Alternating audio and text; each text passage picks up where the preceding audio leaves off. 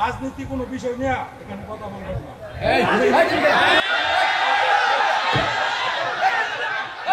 এই বেয়াদবটাকে সরাই দেন, সরাই দেন।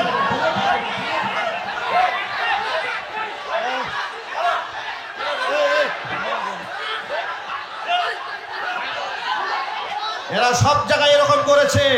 এই বাড়াবাড়ি আর চলতে দেওয়া হবে না, কথা বলতে হবে, ঠিক কিনা?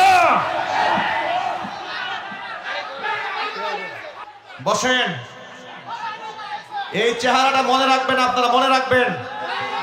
এই যুবকেরা মনে থাকবে না চেহারাটা? এরা বিগত 16টা বছরে সন্ত্রাসী কর্মকাণ্ড করেছে। এখন থেকে এদেরকে সন্ত্রাসী কর্মকাণ্ড করতে হবে, ল্যাংটা করে ঝুলাই রাখা হবে। পাতি নেতার দিন শেষ। যুবকেরা জোরে বলতে হবে, পাতি নেতার শয়তানির দিন কোরআন সুন্নাহর বাংলাদেশ। বিগত 16 বছরে মদ গাঞ্জা খাইয়া বহুত বক্তাদেরকে তোমরা বেইজ্জত করেছো। এখন যুবকদের জুতা স্যান্ডেল সব মাহফিলে প্রস্তুত থাকতে হবে। কোন আলেমদেরকে শিক্ষা দিতে আসলে এমন শিক্ষা দিয়ে দিবেন আগামী 100 বছর বাপদাদা 14 গোষ্ঠী যেন মনে রাখে। সুতরাং যুবকেরা বসে যান, আপনারা বসে যান, বসে পড়েন। সে একটু হিরো হইতে আসছিল আর কি, কথা বলেন। কি হইতে আসছিল? হাজার হাজার মানুষ বসে আছে, অসংখ্য ক্যামেরা আছে, তার একটু হিরো হতে মন চাইছিল।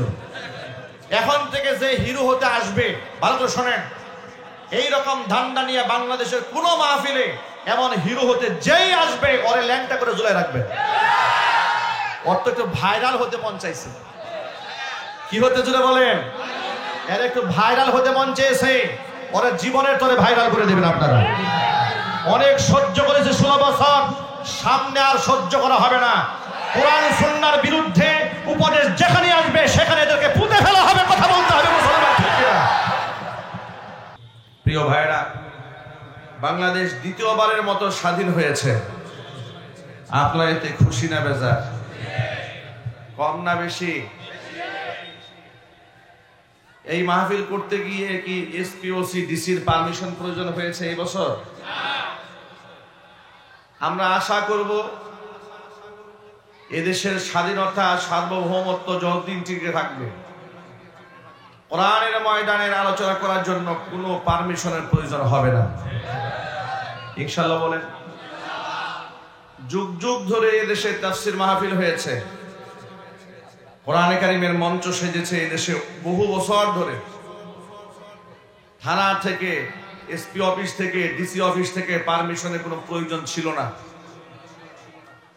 জালেম স্বৈরা শাসক যখন দেখলো কোরআন সুন্নাহ বিরোধী তাদের সমস্ত অপকর্মের বাধা হচ্ছেন দেশের উলামায়ে কেরাম, বিভিন্ন তাফসীর মাহফিলে বসে তারা তাদের ইসলাম বিরোধী কর্মকাণ্ডের কঠিন প্রতিবাদ এবং প্রতিরোধ গড়ে তোলেন। স্বাধীনভাবে তারা যেন কথা বলতে না পারেন, কোরআনে কারিমের মাহফিলের মধ্যে বিভিন্ন ধরনের বিধিনিষেধ আরোপ করা শুরু করে দিল। কথা বলে না, ঠিক কিনা বলে? যার দরুন তারা মাহফিলগুলোর মধ্যে পারমিশনের জন্য নাটক করে করে এমন অবস্থা করেছে, কর্তৃপক্ষকে এত মাজলুম করে ফেলেছে। অনেক মাহফিল কর্তৃপক্ষ আশাহত হয়ে গিয়েছে, নিরাশ হয়ে গিয়েছে যে মাহফিল বোধহয় আমাদের দ্বারা করা সম্ভব নয়। আবার থানায় গেলে বক্তাদের নামের তালিকা দেওয়া হতো, এই আলেম এলাকায় আসতে পারবে না, তাদেরকে আসতে দেওয়া হবে না। কেন দেওয়া হবে না? তারা উস্কানিমূলক কথাবার্তা বলে ইত্যাদি বলে বলে আলেমদের নামে বিরাট একটা ব্ল্যাক লিস্ট তারা তৈরি করেছে।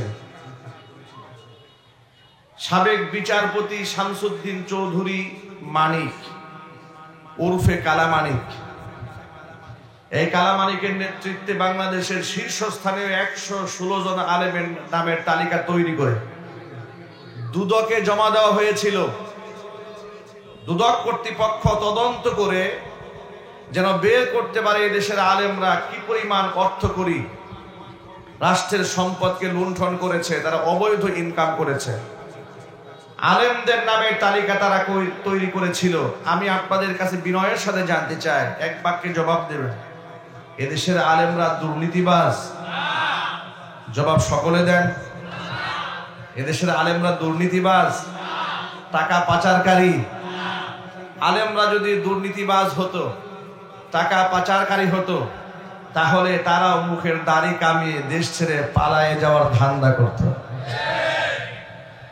আলেমরা যদি বিচারপতি কালামানিকের মতো ধান্দাবাজ লম্পট শ্রেণীর হতো, দুর্নীতিগ্রস্ত হতো, তাহলে কালামানিকের মতো দাড়ি রেখে পাগলের বেশে, ফকিরের বেশে বাংলাদেশ বর্ডার ক্রস করে ভারত যাওয়ার ষড়যন্ত্র কালামানিকের মতো আলেমরা করত। কিন্তু আলেমরা তা করেনি, কিন্তু কালামানিকরা করেছে। আল্লাহ রব্বুল আলামিনের কি চমৎকার ফয়সালা!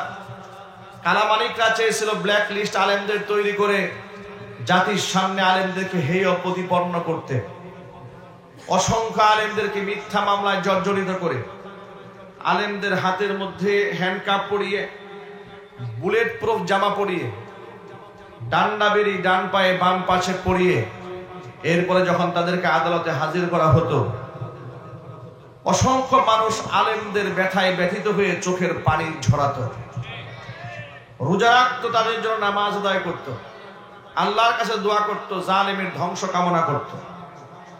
আদালত প্রাঙ্গণে আলেমদের হাত স্পর্শ করে চুম্বন দেওয়া কিংবা সালাম দেওয়ার জন্য মানুষ পাগল করা হয়ে থাকত। কিন্তু আলেমদেরকে যারা পরিকল্পিতভাবে দেশের ভিলেন সাজাবার ষড়যন্ত্র যারা করেছিল, আজকে তাদের হাতে হ্যান্ডকাপ পড়েছে। তাদেরকেও যখন আদালত চত্বরে উঠানো হচ্ছে, তাদেরকে লোকেরা সালাম দিচ্ছে না, তাদেরকে লোকেরা লাথি মারছে, ডিম নিক্ষেপ করছে, লাথি মারছে, কিল মারছে, ঘুষি মারছে, নাফরমান বলে গালিগালাজ করছে, দম্ভ এবং অহমিকা করে শ্রেষ্ঠ সন্তান আলেমদেরকে রাষ্ট্রের শত্রু বানিয়ে রাজাকা, আল বদর, আল শামস, রাজাকারের বাচ্চা ইত্যাদি বলে বলে তুচ্ছ তাচ্ছিল্য করে গোটা বাংলাদেশে জঙ্গি নাটক সাজিয়ে ইসলামপন্থীদের দমন করার যে ষড়যন্ত্র তারা করেছিল, সমস্ত ষড়যন্ত্রকে নস্যাৎ করে দিয়ে আল্লাহ রাব্বুল আলামিন জিল্লতির মালা ওদের গলার মধ্যে আল্লাহ পাক উঠিয়ে দিয়েছে। আজকে আমাদের মন প্রাণ উজাড় করে এ কথা বলতে কোনো দ্বিধা নাই, কোরআনের জন্য এই দেশের আলেমরা যে পরিমাণ রক্ত ঝরিয়েছে, যে পরিমাণ জেল জরিমানা তারা নিজেরা খেটেছেন, বরণ করেছেন। আমি নিজেও 2018 সনে আমাকে গ্রেফতার করা হয়েছে, তাফসীর মাহফিল থেকে স্টেজ থেকে নামিয়েই আমাকে গাড়ির মধ্যে উঠিয়ে রওনা হয়েছে গ্রেফতার করে। জিজ্ঞেস করেছে আমাকে নিয়ে যাচ্ছেন কোথায়? ভয় পেয়েছিলাম, মনে করেছিলাম বোধহয় গুম করে ফেলবে। তারা বলল আপনাকে থানায় নিয়ে যাচ্ছে। জিজ্ঞেস করলাম আমার অপরাধ? তারা বলল অপরাধ কি জানি না, সব উপরের নির্দেশ। এরপরে পরের দিন আদালতে হাজির করা হলো, হাতের মধ্যে হ্যান্ডকাপ পরিয়ে গরুর রশি দিয়া বেঁধে কোর্টে যখন হাজির করা হলো, তখন জানতে পারলাম মামলার ইজহারের মধ্যে দেখা হয়েছে কোন এক গুপ্ত মিটিং থেকে আমাকে ধরা হয়েছে। আমার পকেটে সেখানে 16টা ককটেল ছিল। এটা আমি আমার কথা বলছি, আমার নামে লিখেছে গুপ্ত মিটিং থেকে আমাকে ধরে নিয়েছে। অথচ যে কারাগারে আমাকে রাখা হয়েছিল, কারাগারের পেছনেই ছিল মাহফিল, ওই কারাগারের সুবেদার তিনি ওই দিনে আমার মাহফিলের শ্রোতা ছিলেন, আমার সামনের সারিতে বসা ছিলেন। তিনি যখন জেলখানা আমাকে দেখেছেন, হঠাৎ করে তিনি অবাক হয়ে গেছেন, হুজুর গতকাল না আপনি মাহফিল করলেন? বললাম হ্যাঁ। যে প্রশাসন আমাকে মামলা দিয়েছে যে আমাকে কোথায় কোন গুপ্ত মিটিং থেকে আমাকে ধরেছে, আমার পকেটের মধ্যে 16টা ককটেল ছিল। চিৎকার দিয়ে করে নওজুবিল্লাহ। এইভাবে অসংখ্য মিথ্যা মামলা দিয়ে তারা আলেমদেরকে টর্চার করেছে। আমরা বরাবরই বলেছি যে দেশে আলেমদের রক্ত ঝরে যে মাটিতে, সে মাটি ইসলামের জন্য উর্বর হয়ে যায়। বাংলাদেশের আলেম কুল শিরোমণি, শত সহস্র লাখ কোটি মুসলমানের হৃদয়ের স্পন্দন, শহীদ মরহুম আল্লামা দেলওয়ার হোসেন সাঈদী রাহমাতুল্লাহি আলাইহি, আল্লাহ পাক জান্নাতুল ফিরদাউসের সুউচ্চ মাকাম দান করেন। 13টি বছর বিনা অপরাধে তাকে মাজলুম অবস্থায় কারারুদ্ধ করে রাখা হয়েছে।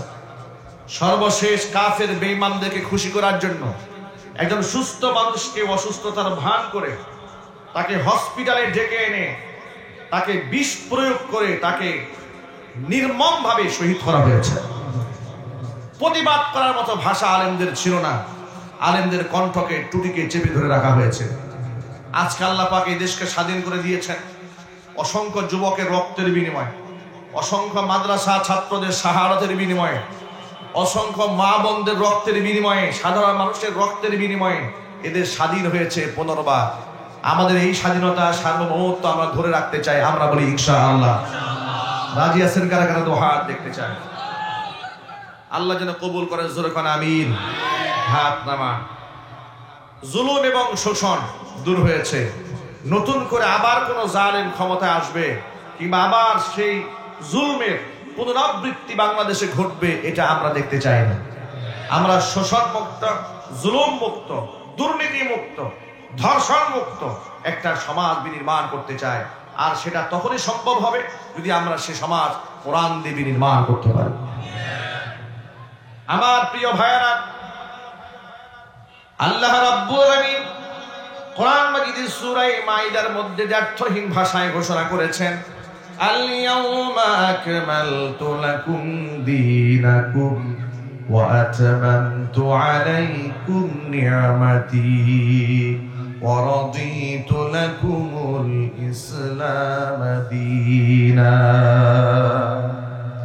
আল্লাহ পাক বলেন, আজকের এই দিনে আমি তোমাদের জন্য তোমাদের দিনকে পরিপূর্ণ করে দিলাম, আমার নিয়ামতকে তোমাদের জন্য পূর্ণ করে দিলাম। ওয়ারাদিতু লাকুমুল ইসলাম দীনা, দিন হিসেবে, ধর্ম হিসেবে আমি আল্লাহ তাআলা তোমাদের জন্য ইসলামকে মনোনীত করে দিলাম। আমার প্রিয় ভাইরা, এক বাক্যে জবাব দিয়ে বলেন তো, আল্লাহর কাছে মনোনীত ধর্মের নাম কি? কমপ্লিট ধর্মের নাম কি? কোরআন মাজিদ আল্লাহ পাক সূরা আলে ইমরানে ভিন্ন আয়াতে বলেন, ইন্নাদ-দীনা ইনদাল্লাহিল ইসলাম, আমি আল্লাহর কাছে একমাত্র গ্রহণযোগ্য ধর্মের নাম হলো ইসলাম। জোরে কর সুবহানাল্লাহ। 90 থেকে 95% মুসলিম অধ্যুষিত এই সোনার বাংলাদেশী আমরা বাম এবং রামদের নেতৃত্ব দেখেছি, তাদের রাজত্ব দেখেছি, এখনো পর্যন্ত কোরআনী শাসন ব্যবস্থা দেখার সুযোগ আমাদের হয় নাই। কোরআনী শাসন ব্যবস্থা চালু হোক, এটা আমরা চাই না। এটা কি মুখে মুখে চান না অন্তর দিয়ে চান? না, এটা একটা বারের জন্য হলেও কোরআনী শাসন ব্যবস্থাটা কেমন হয় একটা বারের জন্য হলেও দেখার দরকার আছে না? একটু জোরে বলেন না আপনারা। দেশ স্বাধীন হয়ে গেল, 52 বছর পার হয়ে গেল, অন্তত একটা বার এদেশের আলেম সমাজকে, এদেশের ধার্মিক ব্যক্তিদেরকে, ইসলাম পন্থীদেরকে, ডানপন্থীদেরকে একটা বার সুযোগ দেওয়া উচিত অন্ততপক্ষে দেখার জন্য কোরআনী শাসন ব্যবস্থা কেমন হয়।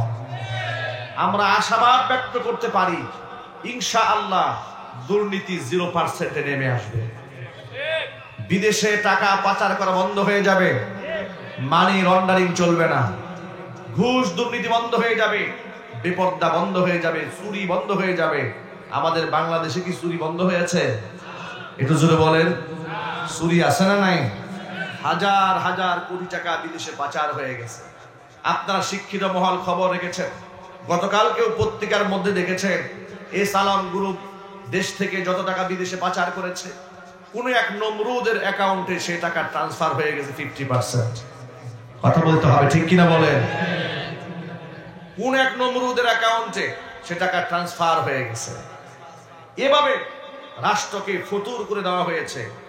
উন্নয়নের গীত গেয়ে রাষ্ট্রের সমস্ত সম্পদকে লুটে পুটে খেয়ে লক্ষ কোটি টাকা ঋণ এই জাতির ঘাড়ের মধ্যে চাপিয়ে দেওয়া হয়েছে। আমি আপনাদের বিনয়ের সাথে বলবো, দেখুন, ইসলাম যদি কোনো দেশে কায়েম হয়, সে দেশের জন্য আল্লাহ পাকের রহমতের দুয়ার আল্লাহ উন্মুক্ত করে দেয়। এটা আল্লাহ পাকের ওয়াদা, এটা আমার কথা নয়। আল্লাহর ওয়াদাটা একটু শুনুন। আল্লাহ পাক কোরআন মাজিদে সূরা আরাফের মধ্যে বলেছেন, 9 নম্বর পারার হিফজ কোরআন মাজিদের 2 নম্বর পৃষ্ঠার শুরুতে আল্লাহ পাকের বাণী, লাউ আন্না আহলাল কুরা আমানু ওয়াত্তাকাউ লাফাতাহনা আলাইহিম বারাকাতিন মিনাস সামাই ওয়াল আরদ। জনপদের লোকেরা, এলাকার লোকেরা, দেশের লোকেরা যদি ঈমান আনয়ন করে আমি আল্লাহর উপরে, ওয়াত্তাকাউ এবং তাকওয়া ভিত্তিক জীবন যাপন করে, লাফাতাহনা আলাইহিম বারাকাতিন মিনাস সামাই ওয়াল আরদি, আসমান এবং জমিনের রহমতের দুয়ার ওই জাতির জন্য, ওই জনপদের মানুষের জন্য আমি আল্লাহ উন্মুক্ত করে দেব। আচ্ছা আপনারা বলেন তো, আল্লাহ পাক কি মিথ্যা ওয়াদা করেন? আপনারা এই জবাবটা যত আসতে দিলেন, আল্লাহ কি মিথ্যা ওয়াদা করেন? আল্লাহ কোরআনে মিথ্যা বলেছেন? আল্লাহ বললেন লাউ আন্না আহলাল কুরা আমানু, জনপদের লোকেরা যদি ঈমান আনে, ওয়াত্তাকাউ এবং তাকওয়া ভিত্তিক জীবন যাপন করে, গুনাহমুক্ত জীবন যাপন করে, আল্লাহর ওয়াদা হচ্ছে লাফাতাহনা আলাইহিম বারাকাতিন মিনাস সামাই ওয়াল আরদ, আসমান জমিনের রহমতের দুয়ার আমি ওই জাতির জন্য, জনপদের মানুষের জন্য উন্মুক্ত করব। এর প্রমাণ আমাদের হাতে আছে। লক্ষ্য করে দেখুন, গোটা মুসলিম জাহানের জন্য আদর্শ রাষ্ট্র আফগানিস্তান টানা ৩৬টা বছর কাফেরদের সাথে সেখানকার তালেবান মুসলিমরা লড়াই করেছে, সংগ্রাম করেছে। সোভিয়েত ইউনিয়নের সাথে লড়াই হয়েছে, রাশিয়ার সাথে লড়াই হয়েছে টানা ১৬ বছর। রাশিয়া তালেবানদের কাছে হার মেনে পরাজিত হয়ে পালিয়ে যেতে বাধ্য হয়েছে। এবার আমেরিকা তালেবানদের সাথে লড়তে এসেছে। মিত্র দেশগুলাকে সাথে নিয়ে ৪৯টা রাষ্ট্রকে সাথে নিয়েছে। টানা ২০টা বছর পৃথিবীর সর্বশ্রেষ্ঠ যোদ্ধাদেরকে দিয়া তালেবানদের উপর গোলাবর্ষণ করেছে। বিলিয়ন, মিলিয়ন, ট্রিলিয়ন কোটি টাকা এদের উপর ব্যয় করে মুসলমানদেরকে নিশ্চিহ্ন করার ষড়যন্ত্র তারা করেছে। ২০ বছর লড়াই করেছে তালেবানরা। ২০ বছর পরে তালেবানরা আল্লাহ পাকের নিয়ামত পেয়ে ইসলাম সে জমিনে কায়েম করেছে। আমেরিকার পশু সৈন্যরা লেজ গুটিয়ে পালিয়ে যেতে বাধ্য হয়েছে।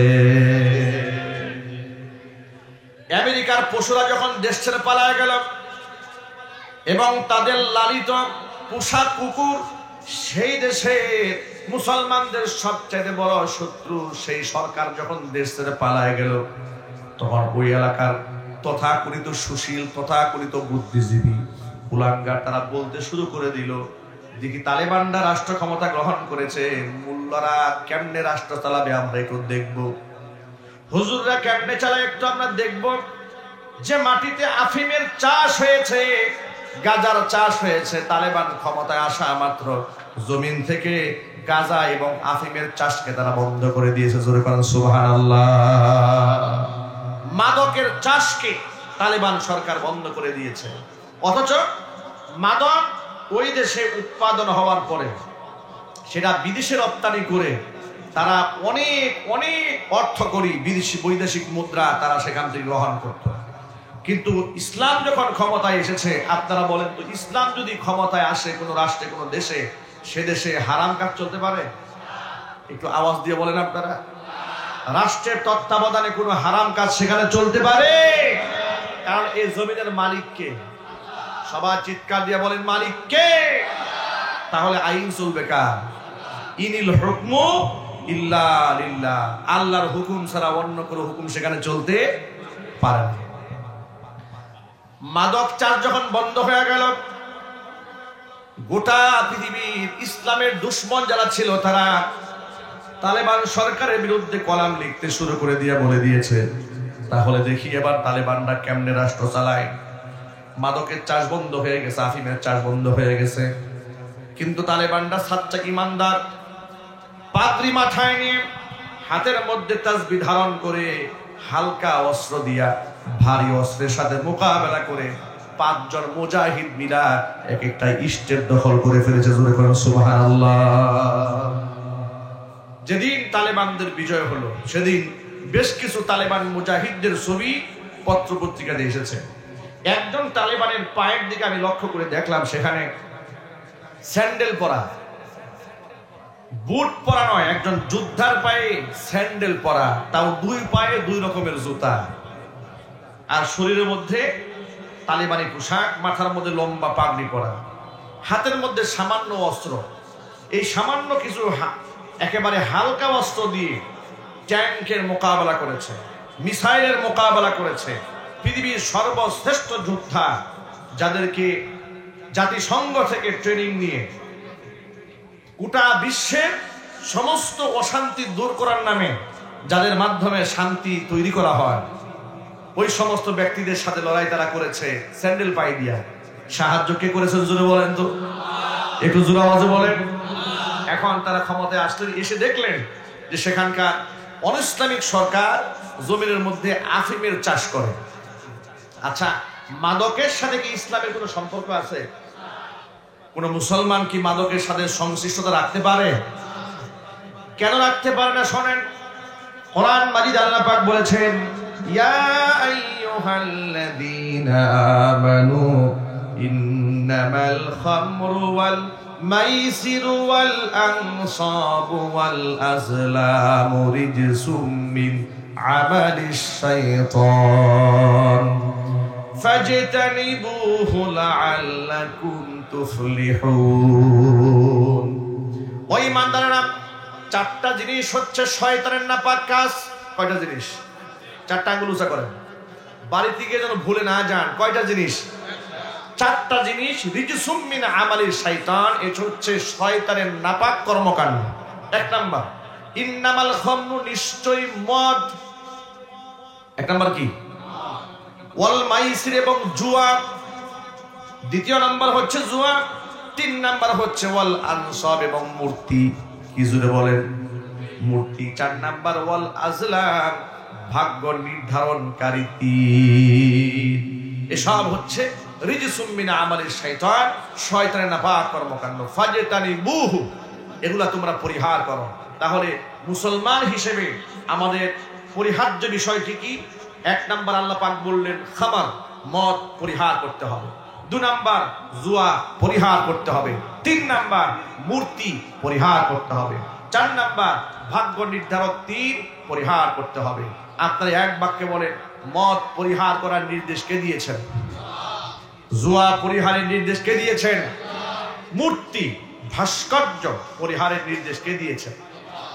আজকে গোটা বাংলাদেশের দিকে তাকাই দেখুন, এই মূর্তি নিয়ে এদেশের মধ্যে যা হলো, এই মূর্তির বিরুদ্ধে কথা বলার কারণে আমাদেরকে মসজিদ থেকে বের করে দেওয়া হয়েছে। অপরাধ, আমরা মূর্তির বিরুদ্ধে কথা বলেছি। আল্লামা মামুনুল হক হাফিজাহুল্লাহ গোটা জাতির কাছে চরিত্রহীন মানুষ হিসেবে তাকে উপস্থাপন করার জন্য তার স্ত্রীকে দিয়ে তার বিরুদ্ধে ধর্ষণের মামলা দেওয়া হলো। অপরাধ, তিনি তথাকথিত মূর্তি এবং ভাস্কর্যের বিরুদ্ধে কথা বলেছিলেন। কথা বলতে হবে, ঠিক কিনা বলেন? তিনি বলেছিলেন ভাস্কর্য এবং মূর্তি ইসলাম সমর্থন করে না। নবী করিম সাল্লাল্লাহু আলাইহি ওয়াসাল্লাম নিজে বলেছেন, বুইসতু লিকাসরিল আসনাম, পৃথিবীতে আমাকে পাঠানোই হয়েছে মূর্তি ভেঙে গুড়াইয়ে দেওয়ার জন্য। চিল্লায় বলেন আল্লাহু আকবার। মক্কা বিজয়ের পরে আল্লাহর নবী 360 খানা মূর্তি নিজ হাতে ভেঙে টুকরা টুকরা করে দিয়েছেন, আর বলেছেন কুল জা আল হক ওয়া যাহাকাল বাতিল ইন্নাল বাতিলা কানা যাহুকা। আমাদের জাতির পিতার নাম কি বলেন তো? সবাই হুজুরে বলেন। ইতিহাস ভুলে গেলে চলবে না। জোরপূর্বক নিজেদেরকে জোরপূর্বক জাতির পিতা কাউকে বানায় দেওয়া যায় না। আমরা বারংবার তাদেরকে সতর্ক করেছি। জাতির পিতা ইব্রাহিম আলাইহিস সালাতু ওয়াস সালাম বৈষম্য বিরোধী ছাত্র আন্দোলনের ছাত্র ভাইরা, সংগ্রামী যোদ্ধারা ঢাকা মাওয়া হাইওয়ে এক্সপ্রেস ওয়েতে, সেখানে নাম ছিল জাতির পিতা বঙ্গবন্ধু শেখ মুজিবুর রহমান এক্সপ্রেস ওয়ে। দেশ স্বাধীন হওয়ার পর পরেও 24 ঘন্টা যাওয়ার আগেই নামের পরিবর্তন করে তারা দিয়ে দিয়েছে জাতির পিতা ইব্রাহিম আলাইহিস সালাতু ওয়াস সালাম এক্সপ্রেস ওয়ে। আল্লাহু আকবার বলেন। চিল্লায় এখন আল্লাহু আকবার। কোটি কোটি রাষ্ট্রের টাকা খরচ করে মূর্তি বানানো হয়েছিল, মুসলমানদের ট্যাক্সের টাকায় নির্মিত হলো মূর্তি। ওয়াজ মাহফিলে বাধা দিয়েছি, জুমার মিম্বার থেকে বাধা দিয়েছি, বারংবার বলেছি, আমাদের সেই কথা বলে এখনো রেকর্ড আছে। তাদেরকে বলেছি, আপনাদের ভাষায় যাকে এত সম্মান আপনারা করেন, স্বাধীনতার স্থপতি, যার একটি বক্তব্যের কারণে গোটা জাতি ঐক্যবদ্ধ হয়েছিল, তাকে যদি স্মরণীয় করে রাখতে হয়, মূর্তি দিয়ে না রেখে আপনার তার নামে মসজিদ বানান, এতিমখানা করেন, খানকা বানান, জনকল্যাণমূলক কাজ করেন, ফায়দা হবে। তারা আমাদেরকে জঙ্গিবাদ ট্যাগ লাগিয়ে দিয়েছে, আমাদেরকে রাজাকার বানিয়ে দিয়েছে। আমি একজন যুদ্ধাহত মুক্তিযোদ্ধা পরিবারের সন্তান, আমার বাবা যুদ্ধাহত মুক্তিযোদ্ধা, এরপরেও আমার নামে হাজারো জঙ্গি, তালেবান, জামাত, শিবির নানান ট্যাগ দিয়ে দিয়ে আমার বিরুদ্ধে প্রশাসনকে লেলিয়ে দিয়েছিল, কারণ আমি মূর্তি এবং ভাস্কর্যের বিরুদ্ধে কথা বলেছিলাম। আপনারা জোরপূর্বক এগুলো বানালেন, টিকায় রাখতে পারলেন না কেন? আপনাদের টাকার বিনিময়ে নারী দিয়ে আর অস্ত্র দিয়ে গোটা দেশের মধ্যে অজস্র যুবকদের চরিত্র ধ্বংস করে গুন্ডা বাহিনী বানিয়ে রেখেছিলেন। কোথায় সেই গুন্ডা বাহিনী? তো একটা ভাস্কর্য রক্ষা করতে পারে না। কথা একটু বলতে হবে যুবকেরা, ঠিক কিনা বলেন? আমাদের বার্তা বড় স্পষ্ট, তাওহীদের জমিন হচ্ছে বাংলাদেশের মাটি। 90 থেকে 95% মুসলিম অধ্যুষিত এই বাংলার মাটিতে একমাত্র ভিন্ন ধর্মাবলম্বীদের পূজনীয় মূর্তি ছাড়া কোন মুসলিম কিংবা অমুসলিম কিংবা কোন প্রাণীর ভাস্কর্য এই মাটিতে গড়তে দেওয়া হবে না। ইনশাআল্লাহ বলেন, বলুন না ইনশাআল্লাহ। শহীদ আবু সাইদ, আল্লাহ পাক তাকে জান্নাতুল ফেরদাউস দান করেন। গোটা বাংলাদেশের দ্বিতীয় স্বাধীনতা যুদ্ধের এই শহীদ, তার পরিবার অত্যন্ত বিনয়ের সাথে এদেশের নবগঠিত সরকারের কাছে অনুরোধ জানিয়েছে যে আমাদের সন্তান আমরা হারিয়েছি, আমাদের ভাই আমরা হারিয়েছি, তার নামে মসজিদ বানানো হোক, ভাস্কর্য যেন বানানো না হয়। তারা আবদার জানিয়েছিলেন। তাদের পরিবারকে আমরা অন্তরস্থল থেকে দোয়া করছি, আর সাথে সাথে এই বিষয়টা আমরা নিশ্চিত করছি, শহীদ আবু সাইদের নামে বাংলাদেশে মসজিদ বিনির্মাণ করা হবে, মাদ্রাসা হবে, কোনো ভাস্কর্য এদেশের তাওহীদি মুসলমান গড়তে দেবে না। যারা দিন কায়েম চান তাদেরকে পাথরের মতো শক্তিশালী হতে হবে। ব্যক্তি জীবনে ইসলামের ন্যূনতম ব্যাঘাত সৃষ্টি হয় এমন কোনো কাজ করা যাবে না। গোটা জীবনের মধ্যে ইসলামকে প্র্যাকটিস করতে হবে। যুবক ভাইরা কি পারবে? ইনশাআল্লাহ। আমি ছোট্ট একটা কথা বলি, বক্তৃতা আমি শেষ দিকে নিয়ে যাচ্ছি ইনশাআল্লাহ। যুবকেরা মনে রাখবেন, আমাদের জন্য, আপনাদের জন্য আদর্শ মুহাম্মদ রাসূলুল্লাহ সাল্লাল্লাহু আলাইহি ওয়াসাল্লাম, ঠিক কিনা বলেন? আল্লাহর নবীর রেখে যাওয়া আদর্শের চেয়ে উত্তম জীবন ব্যবস্থা, উত্তম আদর্শ আর নাই। সুতরাং আল্লাহর নবীর চুল থেকে শুরু করে, দাড়ি মোবারক থেকে শুরু করে, জামা থেকে শুরু করে সকল ক্ষেত্রে আল্লাহ রসুলকে আমরা অনুসরণীয় ব্যক্তি বানাই ফেলবো। কোন নায়ক, নায়িকা, গায়ক, গায়িকা, মডেল আমাদের জন্য মডেল নয়, ঠিক কিনা বলেন? কারণ এদের কোনো চরিত্র নাই। এদের চরিত্র আছে? এদের কোনো চরিত্র থাকে না। সুবিধা আছে যেখানে ওরা আছে, আওয়াজ নেই, সুবিধা আছে যেখানে ওরা আছে সেখানে। দেখেছেন না, সারা জীবন সিনেমায় গান গিয়েছে, অশ্লীলতার প্রচার করেছে, রাজনীতির অফার আসছে এমপি হওয়ার জন্য, একেবারে মাথায় টুপি দিয়া মসজিদের মেহরাবের সামনে দাঁড়ায় গেছে, ঠিক কিনা বলেন? কত বড় ধান্দাবাজ প্রতারক এগুলো, কত বড় ধোঁকাবাজ প্রতারক। জাতির সামনে একেবারে নামাজি সেজে বসে আছে। ওরা বুঝে ফেলেছে দেশ তো মুসলমানদের দেশ, ধোঁকাবাজি করে না করলে চলবে না, একটু নামাজি ভাব ধরতে হবে। আমরা বলবো এই ভণ্ডামি করার সুযোগ এই দেশে আর দেওয়া হবে না, সুযোগ আর দেওয়া হবে না। যুবকরা প্রকৃত অর্থে যারা ইসলামকে চায়, ইসলামকে লালন করে, ইসলামের জন্য মরতে চায়, জীবন দিতে চায়, তাদেরকে সামনে এগিয়ে দিতে হবে। কোন বেনামাজি নেতার নেতৃত্ব মানা যাবে না। যুবকরা রাজি আছেন? কারা কারা তো হাত দেখতে চায়? আল্লাহ তুমি আমাদের সকলকে কবুল করে নাও, মঞ্জুর করে নাও, জোরে কোন আমিন। হাত নামান। আল্লাহর নবী সাল্লাল্লাহু আলাইহি ওয়াসাল্লাম বলেছেন, আল মারউ মা'a মান আহাব্বা ওয়া আনতা মা'আল্লাযী আহাব্বাতা। পৃথিবীতে যে যাকে ভালোবাসবে পরকালে সে তার সাথেই থাকবে। আপনার হাসর আমার হাসর ফেরাউন এবং নমরুদের সাথে হোক, এটা কি আমরা চাই? জোরে বলেন। ইতিহাসে ফেরাউন, নমরুদ, আবু জাহাল, উতবা, শাইবা, এই নামগুলা এতটা নিকৃষ্ট নাম, তাদের পরে এই নামগুলা পৃথিবীর কোন কাফেরও এই নামটা সন্তানের জন্য রাখে নাই। ঠিক কিনা বলেন? আমাদের দেশেও যারা কলঙ্কজনক অধ্যায় রচনা করেছে, ওদের নামেও মানুষ নাম রাখতে এখন লজ্জাবোধ করে। দেখেন না, স্কুলে ছাত্ররা দেয়ালে লিখে দিয়েছে, এখানে যে ময়লা ফেলবে তার নাম হচ্ছে হাউন আঙ্কেল। কথা বলে না, দেখেছেন? অপকর্ম করার কারণে এই হারুন একটা নাম, একটা সম্মানিত নাম, এই নামটাকেও ওরা কলঙ্কিত করে দিয়েছে। কিছুদিন আগে দেখেছি কোন এক অনুষ্ঠানে এক মহিলাকে জিজ্ঞেস করা হয়েছে, আপনার নাম বলে পরিচয় দিয়ে আপনি কথা বলুন। তিনি হেসে দিয়ে বললেন, আমার এমন একটা নাম, এমন নাম বলতে আমার লজ্জা হচ্ছে। এরপর তিনি বললেন যে আপনার নামটা বলেন। তিনি বলতে চাচ্ছিলেন, এক পর্যায়ে বললেন, আমার নাম হাসিনা। দেখেছেন অবস্থা কি হয়েছে? ওদের নাম রাখতে বলতেও মানুষ লজ্জা পাচ্ছে, ইতিহাসের আস্থা করে তারা নিক্ষিপ্ত হয়েছে। এটা হচ্ছে কোরআনে কারিমের ওই আয়াতের বাস্তবতা। আল্লাহ কিছু আয়াতকে মানবা, কিছু আয়াতকে বাদ দিবা। তোমার জীবনে লাঞ্ছনা গঞ্জনা ছাড়া, অপমান ছাড়া কিচ্ছু থাকবে না। তুমি হাজার কোটি টাকার মালিক হয়েও সম্মান কুড়াতে পারবে না। প্রিয় ভাইরা, সম্মান দেওয়ার মালিক কে? ইজ্জত দেওয়ার মালিক কে? সুতরাং এই পৃথিবীতে যদি আল্লাহর নবীর আদর্শ নিয়ে বাস্তবায়ন করে জীবনকে কাটাতে পারি, সম্মান দুনিয়াতেও আছে, সম্মান আখিরাতেও থাকবে। আপনাদেরকে আমাদেরকে ডেকে ডেকে ইব্রাহিম আলাইহিস সালামের সাথে ডেকে আনা হবে। সেখানে নমরুদ ফিরাউনের সাথে না ডেকে হযরতে বেলালের সাথে ডাকা হবে, সুমাইয়া রাদিয়াল্লাহু তাআলা আনহার সাথে ডাকা হবে। এভাবেই গোটা মুসলিম উম্মাহকে আল্লাহ পাক দুনিয়াতে সম্মানিত করবেন, আখিরাতেও সম্মানিত করবেন। সুতরাং আমাদের লিবাসে, পোশাকে, চলনে, ফিরনে, উঠনে, বসনে সর্বত্র ইসলামকে প্র্যাকটিস করতে পারি, সেই তৌফিক আল্লাহ রাব্বুল আলামিন আমাদের সকলকে দান করুন। হুজুর বলুন আমিন। প্রিয় বন্ধুগণ আমার, অসংখ্য যুবকেরা এখনো এই স্টেজের প্যান্ডেলের মধ্যে আমি দেখতে পাচ্ছি, এমন অনেক যুবকেরা আছে মুখের দাড়িটা কামাই ফেলে নাই। কথা বলেন না একটু ভাই? আপনারা তো শুনে অবাক হবেন, এই যে আফগানিস্তান ইমারত ইসলামিয়া, সেখানে বেশ কিছু সংখ্যক সরকারি কর্মচারী কর্মকর্তারা চাকরি হারিয়েছেন মুখে দাড়ি না রাখার কারণে। মুখের দাড়ি রাখা ওয়াজিব, এটা হুকমান ফরজ। হুকমান কি?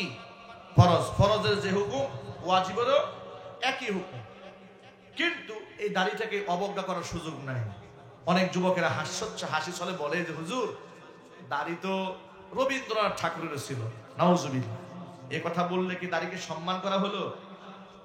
আপনি কেন নিজের দাড়িকে রবি ঠাকুরের দাড়ির সাথে তুলনা করলেন? আপনি মুসলমান হিসেবে আপনি বলবেন সাহাবায়ে কিরাম দাড়ি রেখেছেন, পৃথিবীর সমস্ত নবীরা দাড়ি রেখেছেন, আমি তাদের আদর্শকে ফলো করি। ঠিক কিনা বলেন? আপনি দাড়িকে সম্মান করুন। এরপরে টাকনুর নিচে অসংখ্য যুবকেরা কাপড় পরে না, পরে না। এই বিষয়টাকে অনেকে হালকা মনে করে, অথচ আল্লাহর নবী এই ব্যাপারে কত কঠোরতা অবলম্বন করেছেন। হুজুর বলেছেন, মা আসফালা মিনাল কাবাইনি মিনাল ইজারি ফিন্নার।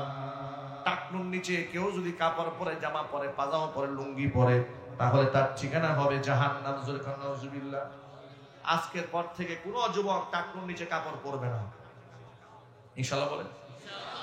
যুবকেরা, এটা বৈজ্ঞানিক ব্যাখ্যা বলি, কষ্ট হচ্ছে আপনাদের? ছোট্ট করে বলি, শোনেন। দেখুন, বিজ্ঞানীরা গবেষণা করলো রাসূলের সুন্নাহ নিয়ে, আল্লাহর নবী কেন টাকনুর নিচে কাপড় পরতে বারণ করলেন। বিজ্ঞানীরা গবেষণা করে দেখেছে যে টাকনুর নিচে যে অংশটা আছে স্ক্রিনের, এই অংশের মধ্যে সূর্যের তাপ যদি না লাগে, আলো বাতাস যদি ঠিক মতো না যায়, এটা হরমোনাল প্রবলেম হয়, তার যৌন শক্তি ধীরে ধীরে দুর্বল হয়ে যায়। পুরুষের জন্য স্বর্ণ ব্যবহার হালাল না হারাম?